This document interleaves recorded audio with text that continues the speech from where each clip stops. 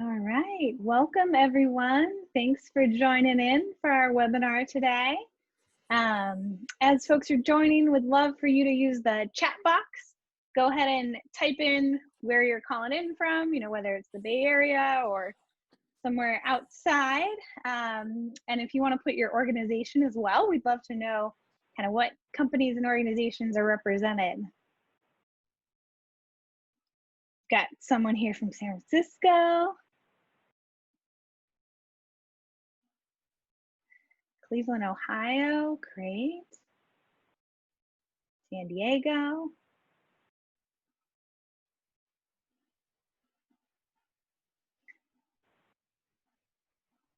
Boston, Springfield, getting some good East Coast, Hood River. San Diego. Awesome. Well, welcome for folks who just joined. If you want to go ahead and put where you're calling in from, you're also welcome if you want to include your organization. Tell us a little bit about what type of work you're doing. You can go ahead and put that in the chat. We'll get started in just a couple of minutes. San Francisco, go Kuli Kuli. Thank you. We love the positive endorsements in the chat too. We'll take those. And during the webinar, we'll have the Q&A box. So feel free, as our amazing panelists and moderator are speaking, if you have questions. Our moderator is an amazing journalist who has tons of questions, but also is open to getting questions at any point from folks too. So feel free to use that Q&A box throughout the webinar today. Awesome. Looks like we've got some folks from the B Corp consultants, methodology, folks from Chicago, New Jersey. Nice. Great. Welcome, welcome everybody. Oh, we've got Trees That Feed Foundation, a climate neutral nonprofit, office team. Got a lot of cool different types of organizations today. Thank you all for coming in. Griffith Foods, great. Love Griffith. Some other folks from California. I imagine a lot of Californians are thinking about climate change quite a bit right now, given our fire situation.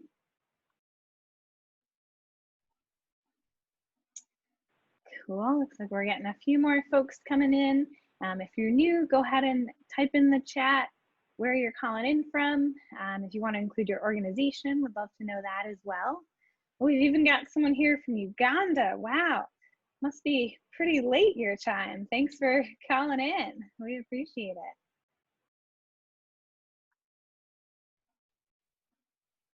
Great. Cool. Well, we are going to go ahead and get started pretty soon. We've got Taylor from Tailored Food, Sean from Intuit. Oh, we've got somebody calling in from Lebanon. You might win for farthest away. I don't know. See if we got any other folks calling in from far away. Cool. Well, I'm going to go ahead and kick us off and introduce our amazing moderator. So we are so excited to have Joel McCower. He is the co-founder and editor of Green Biz. If you have not read it, it is the place to go for all of the incredible environmental news. The Associated Press called him the guru of green business news. And if you got the AP calling you that, you've got to know what you're doing.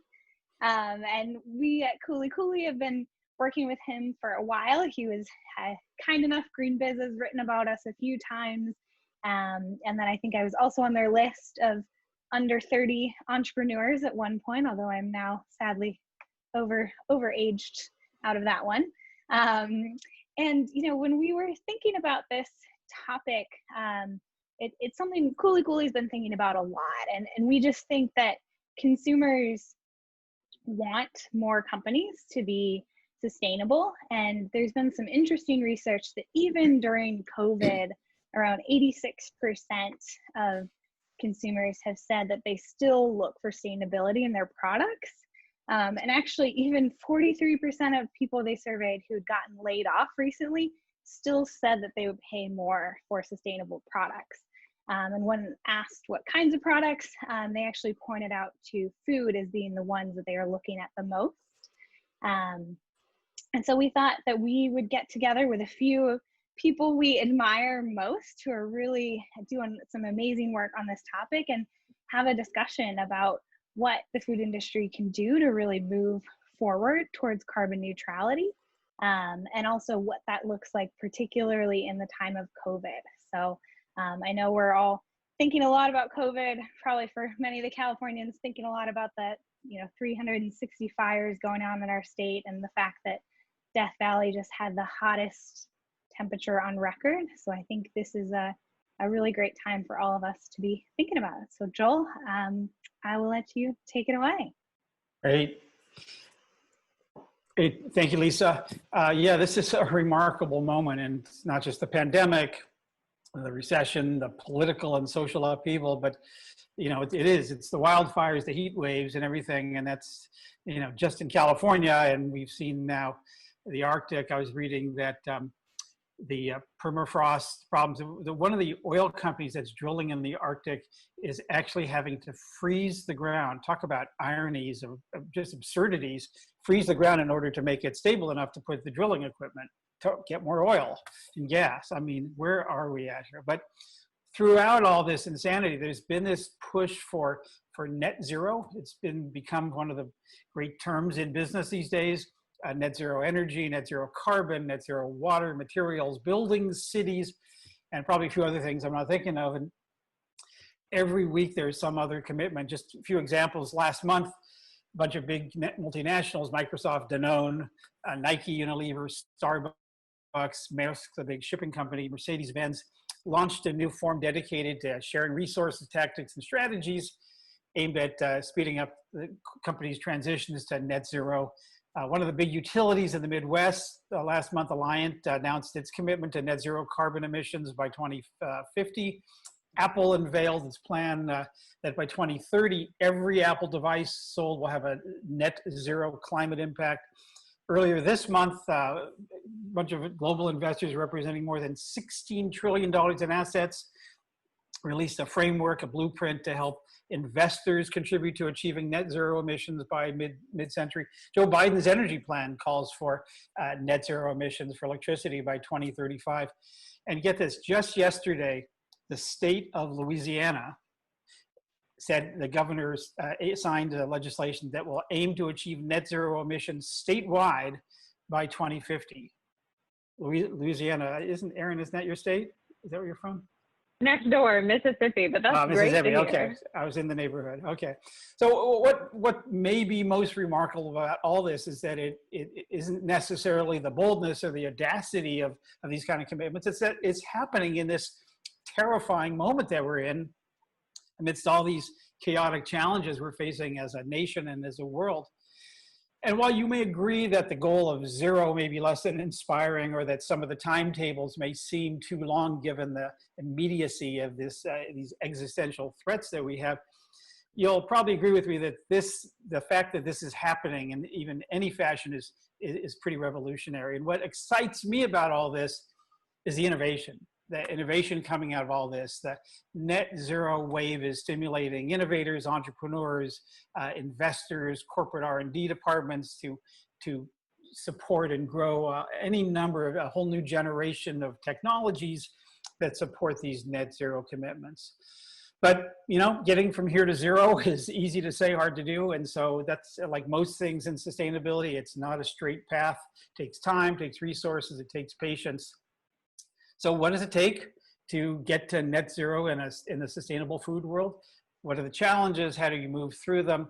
That's what we've got three great leaders here to talk about that. And joining me, Mike Forbes, the CEO of Alter Eco, one of the great chocolate products that I love to consume.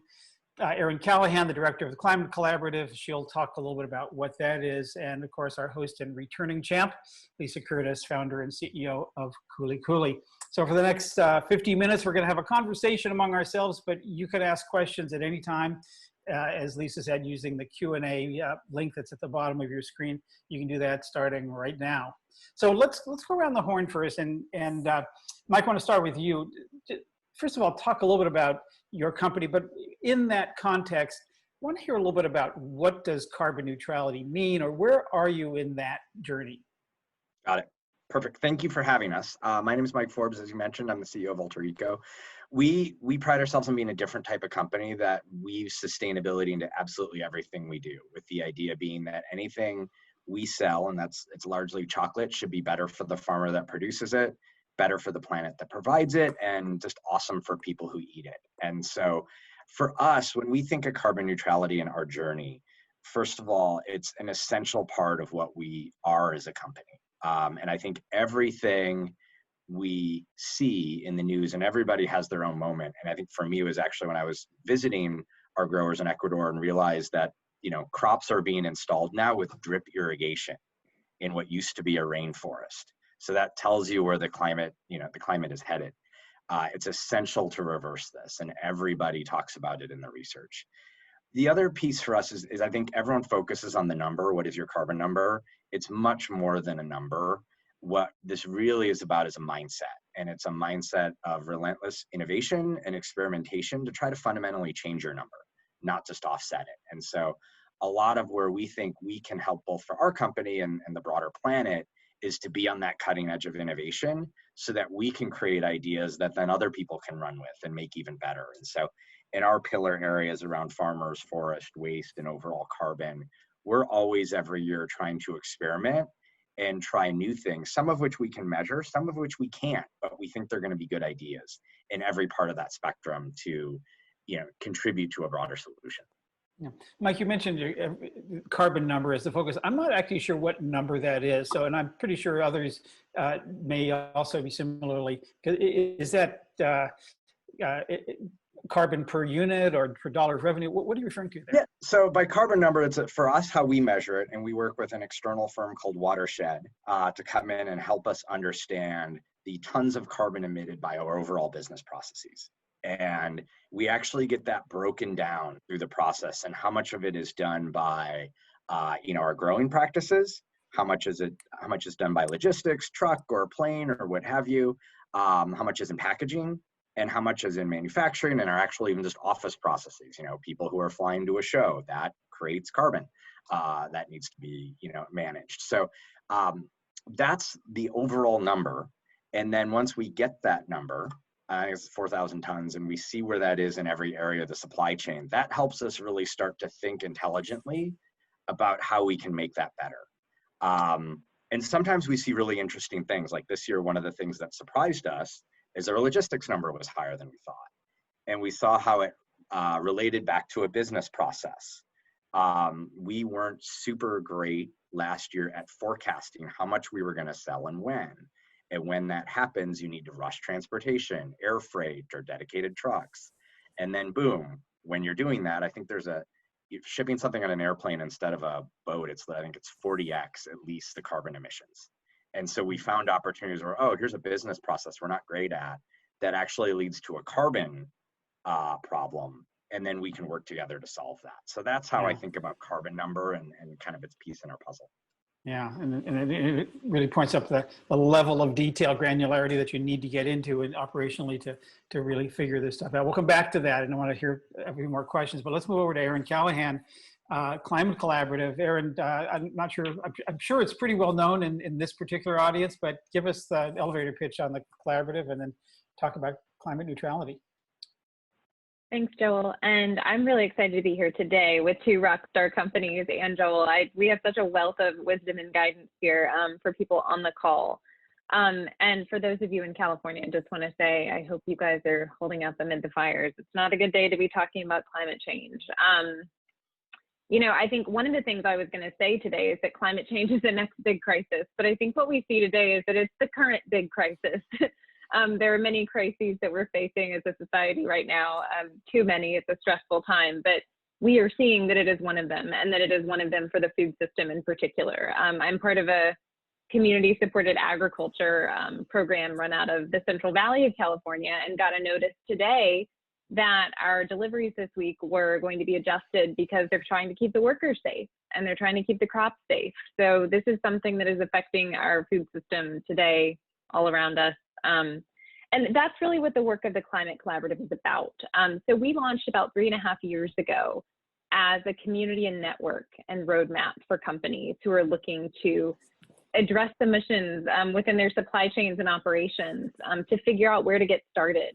It was becoming clear that so many small and medium-sized companies in particular didn't have the means to, have a full sustainability team and conduct a full GHG, greenhouse gas inventory, but they really were motivated to act, understood climate change was affecting them in the current sense, and that it was only going to become a bigger problem, and wanted to be doing more. So they came together, formed this industry network. And basically what we do is invite companies to make public, bold commitments like carbon neutrality, climate neutrality, the many terms that we fall under this umbrella. And then we help them get there through webinars and kind of shared learning. What's been really incredible is to see just how quickly this has grown. We have 660 plus companies in the food industry who've joined, signed up, set goals, and are working toward implementing them. And that's only continued this year. I think what's really clear is that we all know that COVID and many other issues aren't distracting us from climate and can't. And so we've continued to really push forward. And I think where carbon neutrality sits within that is that, every company, every person needs to be thinking about how they are addressing climate change. And for companies, that means policy advocacy, it means consumer advocacy, and it means mitigating emissions across your value chain. And setting bold, scary goals that ensure that you get there, and making them public, and figuring out how to get there kind of after doing that. And carbon neutrality is a perfect example of one of those big, scary goals. So it's really exciting to see companies knowing that this is the future and setting those goals. You've got 660, I think you said, companies. I'm sure it's a bell curve of where people are in terms of where companies are, from the the newbies who are just discovering that there's issues out there, or at least discovering they need to do something about it, to those who are leading the pack. And I know some of those are the ones that initially formed the Climate Collaborative. Where would you say the state of the art is if you were to sort of look in aggregate? Yeah, it's really interesting. I think for small companies, coming up with a climate mitigation strategy is very intimidating. For larger companies, before I joined the Climate Collaborative, I worked on science-based targets. And that so quickly became the norm for large companies who have big teams and big budgets. And they'd all done inventories, they'd all set goals. That was the mainstream. For small and medium-sized companies, it is hard, it is expensive, and it can be very intimidating.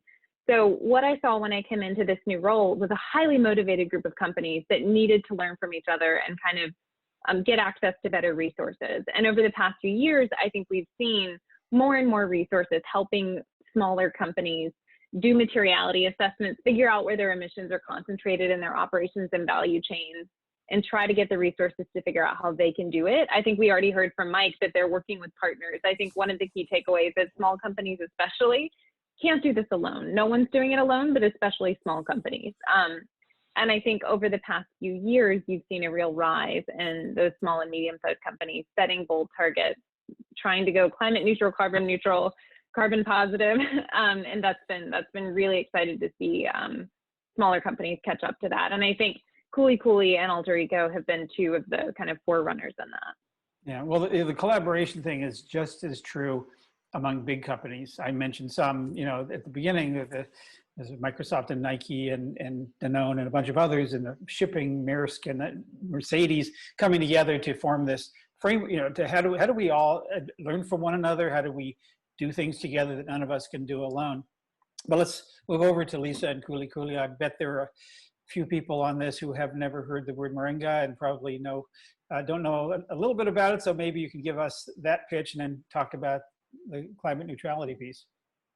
Yeah, well, I actually kind of came into the food world sort of through the climate world. I did a lot of climate change activism in college, and at one point was kind of on the United Nations environment programs like youth organizer for North America. So I got to go to all these conferences all over the globe and hear from, the US and China sort of duking it out and talking about how do we lower emissions. And, I think one of the things that kept coming back into the conversation was this idea of, hey, we need people to be able to get enough food to eat, get clean water, like the basic necessities need to be covered. And so that really perked my interest in sustainable development and this idea of how do you help people at the base of the pyramid who have no resources achieve the level of development that Americans take for granted, our clean water every day.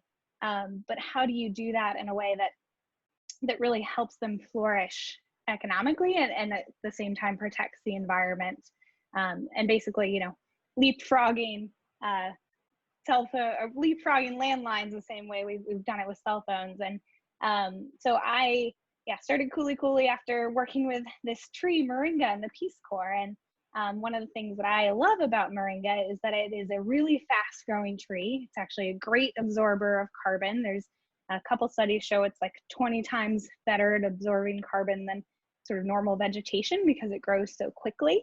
And then the fact that Kuli Kuli's whole business is selling tree leaves. So we're just, plucking the leaves off the tree, not cutting it down, and the tree keeps growing. And we've planted about 24 million trees through our supply chain, kind of through the products that we sell. So, to Aaron's point, we're definitely in the smaller company. We're way smaller than Alter Eco, newer to the market. We're a 6-year-old startup. And one of the things we did recently is actually partner with some students at UC Berkeley to do a full carbon audit. And this is, an initial assessment, nothing that we can say fully we are carbon neutral, but they actually found that kind of given our level of travel and office stuff and manufacturing, that it appeared that at least for our Moringa, the pure Moringa side of our business, we were offsetting that with the trees that we were planting. So I think for us, we're, taking that as, okay, we're doing some things right. Now, how do we go even deeper? And, how do we achieve some of the levels of companies like Alter Eco and others that are able to kind of do the full certification and claim full carbon neutrality? Because I think that's, sometimes the role of small companies is you got to push the envelope and then some of the bigger guys will follow. I like your modesty. I was kind of like a UN ambassador. I was kind of a Green Biz 30 under 30. You got to own it, Lisa. You're Lisa friggin' Curtis. You're a rock star. So you're working with these communities in in Africa, I believe. And what countries? Where is it? Yeah, so Uganda is one of the big countries we source from. I saw somebody on this call from Uganda. And then we source from actually 11 countries in total. So primarily all over the continent of Africa. Yeah. So one of the things that's going to be common to all of you and probably everybody on this call, certainly I would imagine damn near every member of the Climate Collaborative is that most of your impacts are in your supply chain. Whether it's the sourcing of the raw materials or transport, as Mike was already talking about. So I want to starting with you, Lisa, then we'll go back to Mike and Aaron. Talk a little bit about how you're able to work with your suppliers, in this case, the growers in Uganda and other countries. Do they get it, and what do you need to do to move them along? And also, maybe what are you learning from them about what it takes to move suppliers? Lisa? Yeah, I think we're learning a lot from them. I think one of the most interesting things about working with farmers in really rural parts of the world is that solar isn't something you put on your house when you're rich.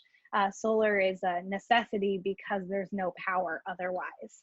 And so, kind of taking one example of one farm we work with in Uganda is about 90% solar powered. And they've been finding all sorts of ways to kind of reduce their energy levels to even, get that even higher, because it's good for the environment and also because it's good for business. That's kind of an efficient way to run it. And then I think the other aspect of that, and something that I know the natural food community has been thinking about a lot, is how do we improve the quality of the soil such that it's soaking up more carbon? And so one of the things we've been really interested in talking a lot with our suppliers about is this whole idea of different food forests, and how do we, intercrop moringa with other products? How do we do that in a way that, maybe we start adding those products into, or adding those, those plants into the products we sell, to sort of incentivize even more intercropping throughout our supply chain. And so it's been really exciting to just understand the different landscapes and understand the different ways that we can shape our business and our innovation strategy to support increased environmental sustainability. What I want to get to, and start again from you, Lisa, and then go around to the others, is how hard is this? Because one of the things I hear from companies all the time is that, we're all in, but, getting our suppliers to move, they're pushing back. And while you are, I'm sure, sourcing much more directly from the growers than a lot of companies where they go through sometimes many stages of middle people, intermediaries, where we don't even necessarily have the chain of custody or the transparency into those supply chains, it can be hard to do this. So I'm asking, what have you learned about how to engage the supply chain in a way that will actually do what you're hoping they'll do? Yeah, I think that's a really good point, because, for Moringa, we're sort of this big dog in a small pond. We're the largest Moringa company in the world, arguably. I'm just going to own it, Joel. I'm owning it. I'll stop there. And we, but for we source almonds for our bars, which are a much smaller part of our business. Like, in no world can we go to the almond growers in Modesto and say, hey, you should change your practices and, install solar or do that. They're like, who are you? You source, a few 100 kilos a year. Like, you don't matter to us. So I think it's about picking the places where you have leverage. And I think, in our case, because we are working with a really unique ingredient and sort of built this supply chain from the ground up, we're able to build it in a way that really aligns with our sustainability goals. Yeah. Mike, how about it, Alter Rico? So we've been focusing a lot in an area called agroforestry with our farmers. And for those who don't know on the call, agroforestry is really thinking about a farming method that mimics the natural rhythms of the rainforest. There's a lower layer of plants, like let's say peppers or peas. Then we have cacao. We have another layer of fruit trees and an upper story of timber trees. And so when you walk in, it's not a monoculture. There's 14 different species growing. It's a much more complex way to farm, but we're seeing a ton of benefits from it. And a couple things that we've really seen in terms of working with our farmers is, number one, make sure you're seeing things from their point of view. And really putting yourself in their shoes rather than being just the person that's coming in with a new idea or solution.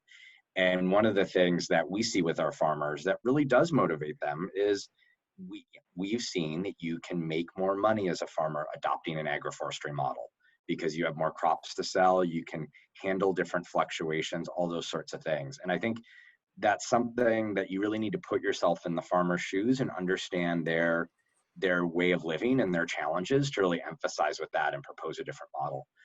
The other thing is just, and it's related, just really to listen to them, because you'll learn things too, right? Especially as you think about agroforestry, no farm is the same. And so if you're really listening to your farmers, you'll understand the specific challenges they have, right? Where erosion is the biggest problem, or where, maybe they've tried different crops before in that spot and it didn't grow for whatever reason.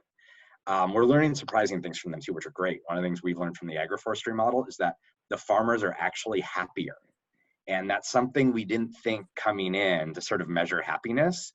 But when you talk to them and do surveys, they are, and it makes a ton of sense, because you're replacing this monoculture where someone's out in the hot sun with something where there's birds and there's more wildlife and they're in the shade working, and it actually becomes a little less work over time because the forest is doing some of the work for you. And so if you really listen, you find some of these great benefits that you wouldn't have thought through on your own. Can you give an example of something you were trying to do that wasn't working, and then when you were able to walk in their shoes, as you call it, you were able to make that change where all of a sudden you realized that this was not appropriate and now it is? Yeah, so one thing as we go to different countries, and for back, we source cacao from 3 countries, Dominican, Peru, and Ecuador.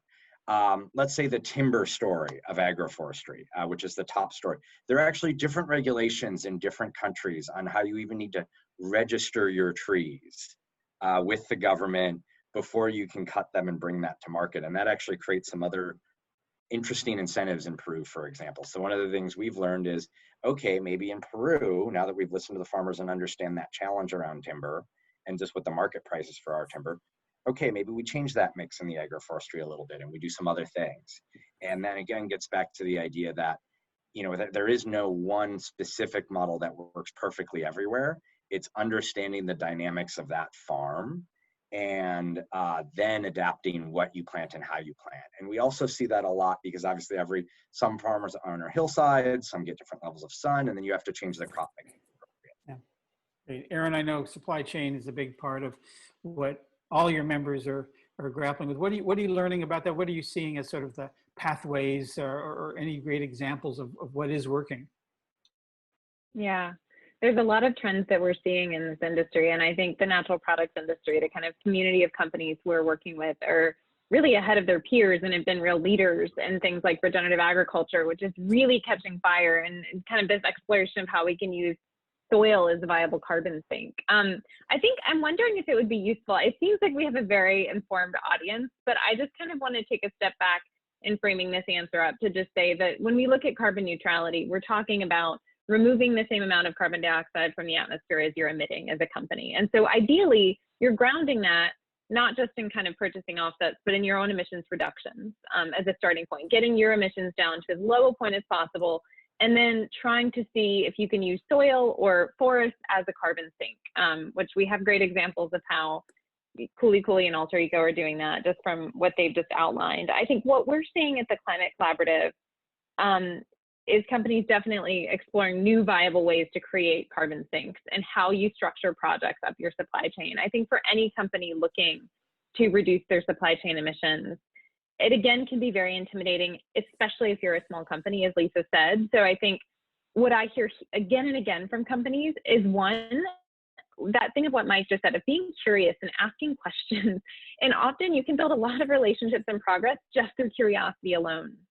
And then also being strategic, not trying to tackle everything at once. Don't, try to have a new packaging strategy, a new transportation system, and a new sourcing, best practices, code of conduct, all at the same time. Look at where your hotspots are. Try and figure out where you have both the most control and influence combined with the biggest potential impact.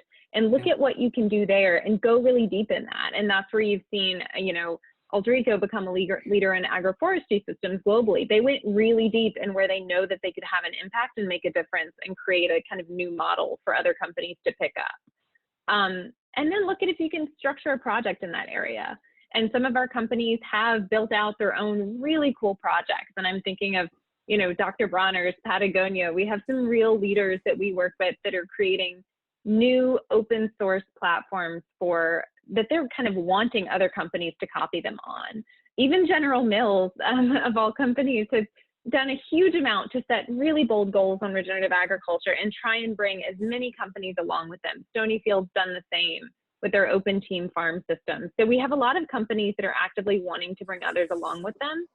So look if you can structure your own project. If you can't, talk to other companies. I have some really small companies who just don't have the resources to build out their own projects, who then talk to companies like Dr. Bronner's and start sourcing from the same suppliers that they're working with, because it's an easy way to kind of have a middle ground point. So look at what's feasible, look at where you can have impact, look at where you have control and influence, and kind of get curious about those areas. Yeah, you mentioned General Mills and Stonyfield. Those are different parts of the same phenomenon, which is we've got the smaller company that's infecting the mothership, Danone in the case of Stonyfield. And of course, General Mills has Annie's and Cascadian and Farms and a bunch of others where they're learning, the big companies learning from a lot of the smaller ones. There's a great question here from Brittany Rolls that's appropriate to hear, which is, and I'll start with you, Mike, on this. How has the pandemic affected supply chain issues for you? Yeah, it's been a really interesting time, and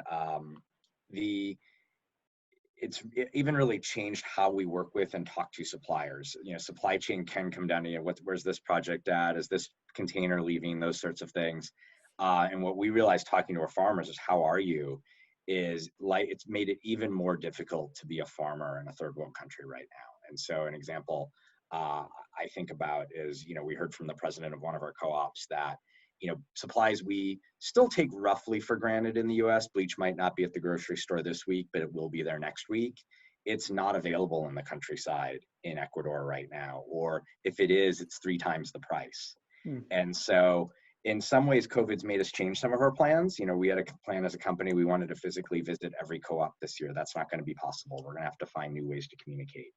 But it has made us get closer to them in other ways, like really understanding where they're at. We've actually launched a GoFundMe campaign just to help farmers get some basic supplies, bleach, or building more sanitation stations, because as they get ready for harvesting in a time of COVID, when you're really having, you know, hundreds of farmers come through your processing facility, you need to think about that fundamentally different than they used to, right? In terms of how they come in, how they sanitize, how the fruit is cared for, all those different things. So we're having a lot of discussions that we weren't having a year ago. And I think the silver lining, if you want to call it that, is it's made us even closer to some of our farmer partners. Yeah, no, there's definitely silver linings through all this. How about at Kuli Kuli? Yeah, I mean, I think similarly, we've seen just kind of crazy lockdowns, especially across the African continent. I think there were a lot of leaders who recognized, you know, if this pandemic gets really bad across Africa, when there's so many healthcare facilities that are already strained or you know, not super strong to begin with, it could cause incredible damage. And so the result is that in a lot of countries, just everything went in a complete lockdown, like a level of lockdown that I think in California, we think we've been in lockdown, but it's a whole nother level. And that has made it very challenging for our suppliers, not just to export, but just to sort of live and like Mike was saying, get access to basic necessities. So I think, you know, one of the things that we've been doing as well is kind of turning the conversation from sourcing Moringa into what are other ways we can help and how can we be supportive during this time. And we actually, you know, Kuli Kuli has been in the webinar game recently.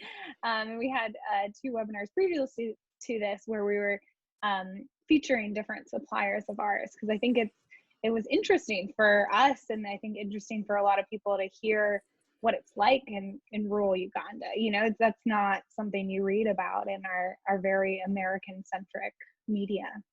Yeah. I want to spend some time getting a little more tactical about some of the things it takes for a company to do this. And Aaron, we'll talk about auditing. That's obviously an important thing to do here to understand, as Mike was saying earlier, what are emissions? Where do they sit? You know, and sometimes they're in things that your company controls. Sometimes they're things that are outside of your control. What are first of all, how are companies auditing? Is it internally? Is it externally? Are they hiring consulting firms? Are there good ones out there that you can find easily? What's the way that companies just understand their footprints? Or is it all something they do on spreadsheets, which frankly a lot of big companies still do? Yeah, absolutely. Well, I think it's a mix. I mean, and I think for a lot of companies in our industry who are quite small, I mean, according to our kind of surveying that we do every year, less than half have done a kind of screening. So, you know, there's a lot of work to be done on that front. And for those who have, you know, some of them are using free resources. The EPA has a ton on their website. WRI has a ton. There's a lot of resources for companies who just don't have a budget to hire anyone to still do something and still kind of look at where their hotspots are. And so, you know, for those companies, just know there's a lot of free resources out there. There's a lot of webinars that we put on that just help companies understand. And then for companies who have the means, I would say a lot of them do work with partners, and there are, again, some great ones. 2, we work with a lot of Pure Strategies, and then Native Energy, who works on a lot of renewable energy projects and sells RECs and offsets.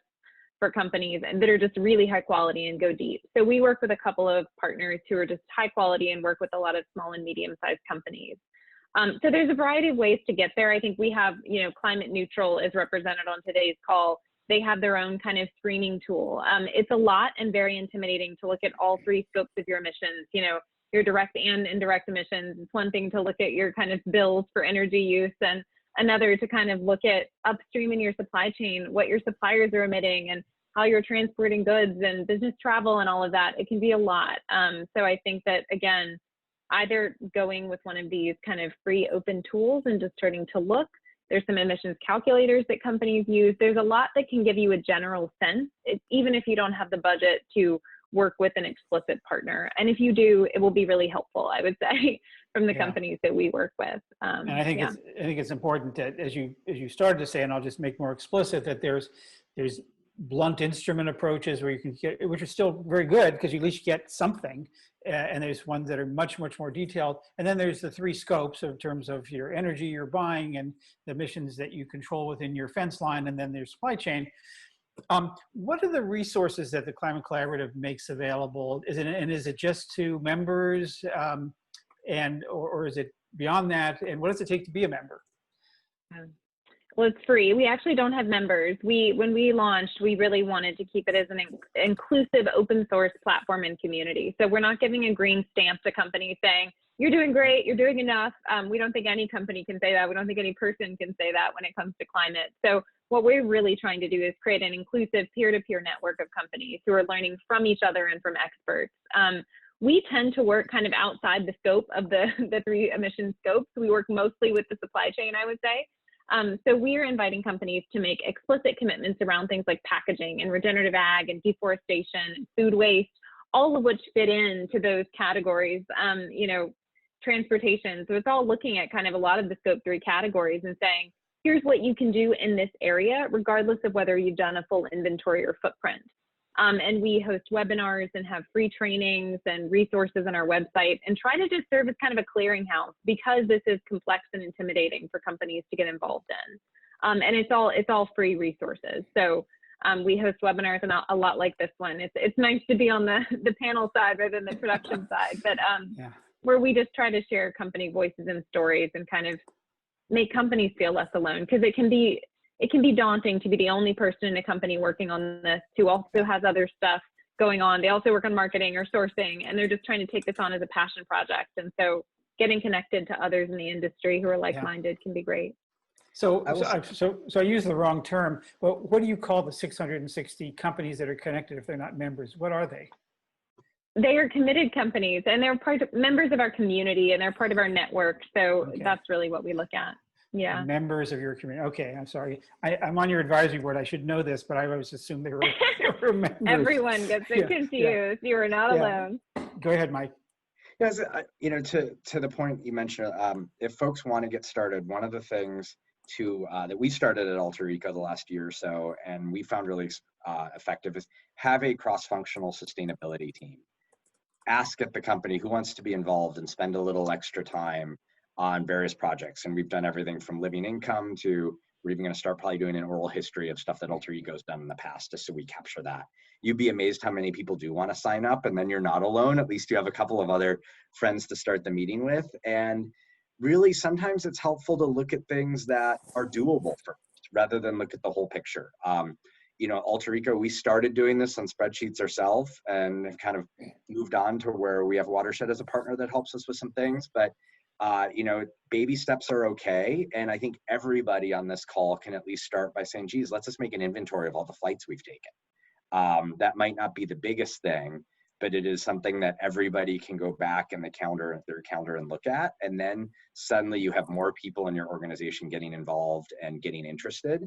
And, it's one of those things where once you start the ball rolling, it tends to get bigger and more exciting. Mm-hmm. When it comes to auditing, are you doing that internally, Mike? So we've done a couple things. Literally, in 2019, we actually sent out a sheet to everybody that said, please put in every single flight you've taken, how you get to work, all of those sorts of things. This year, by working with Watershed, we had a little more of a benchmark-based approach. And they still asked questions, but they did it a little differently than sort of our homespun way. I think, and sometimes people get really focused on which number is more correct than the other. To me, it's less about that and more about just getting the process started. So you see where there are issue areas and opportunities, and then you get your really smart teams thinking, and you get solutions, and you start to get bigger from there. Yeah. Lisa, how about you in terms of how you're looking at auditing, and what do you use? Yeah, I would just really plug smart, bright student talent. We've now worked with UC Berkeley, Yale, and the University of Presidio. And, I think one of the things that helps is to really get an outside perspective too of we can go in and look at our own carbon emissions, but just kind of removing any bias and saying, you guys, here's all of our data. We'll dig in and we'll give you everything you ask for, and would love for you to come to us and help us understand it a little more. And when you go to a university, is it to the B school or the environmental department? Who do you go to? How do you find these people? Yeah, so with Yale, it's been the School of Forestry. With UC Berkeley, it's been their Net Impact Club. With Presidio, I think it was just kind of, it's a whole sustainable MBA program. So it's that group. And generally we find going to the professors, because professors are always looking for interesting projects. And I think with real companies. With real companies. And a lot of students are super interested in the whole idea of the social enterprise and want to be part of, business that creates change. And so we've found that we've gotten a lot of support from students. Yeah, so many things I want to talk about in the next 12 minutes, and I want to get to the consumer piece of all this. But before that, I want to talk about offsets. I don't know how each of you views the role of offsets. How do they fit into being climate carbon neutral? And are offsets even something that you consider? Lisa, start with you. Yeah, so we're, interesting in that we have sort of done some calculations. We think that our Moringa trees are offsetting a fair portion of our emissions. However, those aren't certified offsets. We're not, we haven't sort of paid for all of that to be audited, although it is something we'd love to do at some point. And then, as a pre-profit company, it's been a bit challenging for us to purchase offsets with, what is kind of investor money until we fully, continue to grow and earn more of a profit ourselves. And so we haven't invested in offsets outside of that. And Mike, how about Alterico? So we have invested in some offsets. We work with a group called Pure Projet in Peru largely. I view offsets as part of a solution, and we've done both planting greenfield and buying conservation easements in our, maybe not virgin forest, but older forest. And I think that's important to us too, because I think half of the world's old growth forests have disappeared. So I think what I like about offsets is it helps anybody get started. But I think where the real action and excitement for me in climate neutrality is innovation and finding ways to fundamentally rethink your supply chain, be it agroforestry or connecting business processes like we talked earlier. There's another company I've heard about that actually has gotten back to using sailboats to transfer cargo from the Mediterranean to, I think it's southern France. And I love that, right? Because they found that, it's carbon neutral, but it actually, the product arrives sooner. And so there's a freshness benefit because it's a direct thing versus getting on a cargo ship that moves around to 5 different ports. So I like to think, back to your question, offsets are part of a solution. Start there, make that, part of your plan, but then think about some other things to really create innovation and real reduction in your carbon. That's interesting that you say start there, because some people think that's a last resort. But let's get back to that. But Erin, what do you think about offsets? Yeah, well, I fully vigorously agree with everything Mike just said. I think they're part of the toolkit, but they're not the tool. They're not a silver bullet. Unfortunately, there is no silver bullet on climate. I really wish there was. But they can be a really good resource, but it's so vital to make sure that you're really paying attention to what projects you're buying into, making sure that they're long-term permanent projects, making sure they contribute to additionality. You're saving trees that wouldn't otherwise be saved. Really look into the projects. I think the more curious and intensely you look into it, the more you're actually doing when you purchase offsets. It can otherwise be a bit of an empty goal. They're not all high quality, so you have to pay attention to that kind of thing. But otherwise, of course, they can be a valuable tool. They can't be the only thing. And I agree with Mike. There's so many more. There's really, really exciting, interesting stuff happening on both the mitigation front and kind of the new frontier of exploring carbon removal as well. So it's a really ripe area for new solutions. And Aaron brings up a good point. Offsets are not perfect. All offsets are not created equal. So before you purchase, it's helpful to do a little investigation.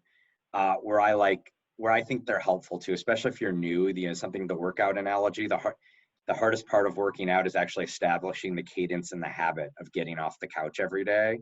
I think where offsets can be a really helpful piece of the puzzle is it just gets you started.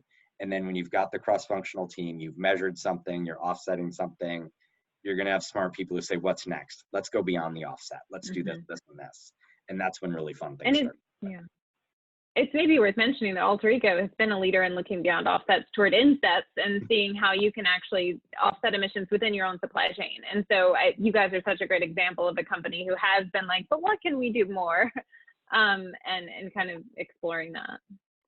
Yeah, that whole offset inset thing continues to confuse me. But as I was saying before, a lot of it is that offsets are like recycling. Recycling is the last resort after you've reduced and reused. In effect, you use the least amount of stuff, or you reuse as much as you can, and then whatever's left, you recycle, and people go right to recycling, even though that's technically the third choice. And I think that's largely true with, you're talking about, reducing your emissions as much as possible, buying renewable energy, perhaps if it's an energy related emissions, and then whatever is left, you want to offset. So it's interesting that you talk about offsetting as doing that first.